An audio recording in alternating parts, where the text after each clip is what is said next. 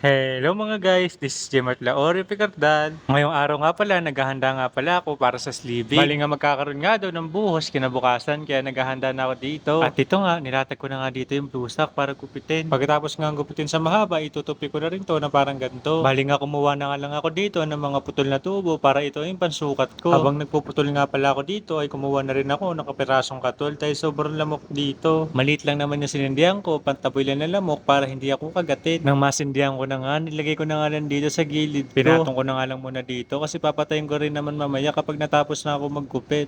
At dito nga, nagpatuloy na nga lang ako sa aking ginagawa. Habang nagugupit nga ako dito ng mga blusa, bigla nga pala ako tinawag ni Sir Owen. Sabi niya kasi akit daw kami sa third floor at may hahanapin kami mga tubo. Yung hinahanap kasi ng mga tubo niya, yung mga scrap at yung mga kalahati na. At dito nga, naghahanap na nga kami ng mga scrap at yung mga kalahati. At dito nga, nakakita nga kami ng kalahati na at kaya naman kinuha na nato ni Sir Owen. Isang piraso nga lang yung nakita namin pero naghanap pa nga kami sa iba kaso hindi kami makakilos gawa ng basa nga yung inaapakan namin dito. Habang naghahanap nga kami, syempre nag-iingat nga rin kami dahil madulas nga pala dito. Chinek na nga rin pala namin dito sa mga tubo, baka naipasok lang dito kaso wala na talaga kaming makita. Tinignan nga namin bawat kanto dito kaso wala na talaga kaming makita. Kaya naman nag-aya na si Sir Owen na bumaba na para naman ituloy yung ginagawa ko. At dito nga kinuha ko na nga pala yung mga tubo na pinutulan ng partner ko. Pinasok ko na nga lang to lahat kasi ito ilalagyan natin ng blue sack. Lumipat na nga rin pala ako dito ng pwesto dahil sobrang lamok doon sa kabila. Bali dito na nga lang pala ako gumawa sa barracks at tinutok ko na lang sa akin dito yung clip-pan. Bali nga yung pinutol nga pala natin kanina mga blue sack ay dito nga pala ilalagay yun. Bali nga kailangan pala natin lagyan ng blue sack para hindi matabunan ng buhos. Siyempre kailangan din lagyan ng alambre para hindi matanggal yung blue sack na nilagay natin.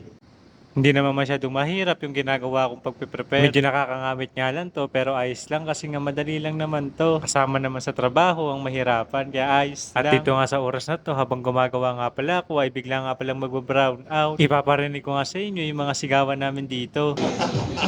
Hoy! Ayan o. Hoy! Yan na o. Sigurado na.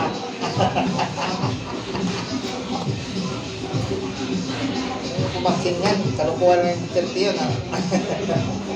Kaya kita mo ngayon, nadalis lang yan sa panaw. Nung bumalik na nga yung ilaw, nahuli pa nga ako dito na nagkakape. Fast forward na nga pala tayo at dito nga pala, tapos na nga pala ako maglagay ng mga blue sack dito sa sleeve. Kaya naman nilalagay ko na dito sa sako para bukas dire-diretso na lang kami aakyat. Pagkatapos ko nga ilagay sa sako, ay dito ko na nga lang pala ilalagay sa gilid. After nga nun, nagwawalis na nga lang pala ako dito ng mga kinalat ko. Konti lang naman yung winalisan ko dito dahil konti lang naman yung nakalat ko. At sinabay ko na nga pala yung ibang mga kalat para hindi na pala kami dito lamukin. Nang matapos ko na nga pala lahat ng gagawin ko, ay nagugas na nga pala ako dito ng kamay. At hanggang dito na lang guys. Please like, follow, and share. Bye-bye!